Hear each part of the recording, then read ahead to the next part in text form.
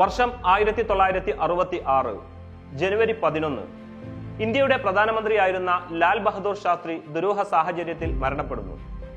13 ദിവസത്തിന് ശേഷം അഥവാ 1966 ജനുവരി 24 ഇന്ത്യയുടെ ആണവ ശാസ്ത്രത്തിന്റെ പിതാവ് എന്നറിയപ്പെടുന്ന ഹോമി ജെ ബാബ വിമാനാപകടത്തിൽ കൊല്ലപ്പെടുന്നു.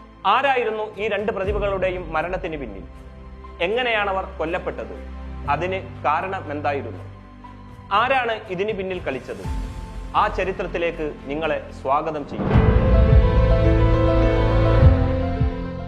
1945 രണ്ടാം ലോക മഹായുദ്ധത്തിന്റെ അവസാന ഘട്ടത്തിൽ അമേരിക്ക ഹിരോഷിമയിലും നാഗസാക്കിയിലും ആണവ ബോംബുകൾ വർഷിച്ചു.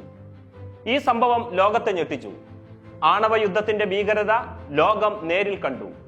അമേരിക്കക്ക് പിന്നാലെ സോവിയറ്റ് യൂണിയനും ഫ്രാൻസും ആണവ ശക്തികളായി മാറി. 1960കളിൽ ആണവ പരീക്ഷണങ്ങൾ തീവ്രമായി നടന്നു. അത്തരമൊരു കാലഘട്ടമായിരുന്നു. 1964 ചൈനയും ആണവ ക്ലബിൽ അംഗമായി. ലോകരാജ്യങ്ങൾക്ക് പിന്നാലെ ഇന്ത്യയുടെ ആണവ ശാസ്ത്രജ്ഞനായ ഹോമി ജെ ബാബ ഇന്ത്യയും ആണവ ശക്തിയായി ഉടൻ മാറുമെന്ന് പ്രഖ്യാപിക്കുന്നു.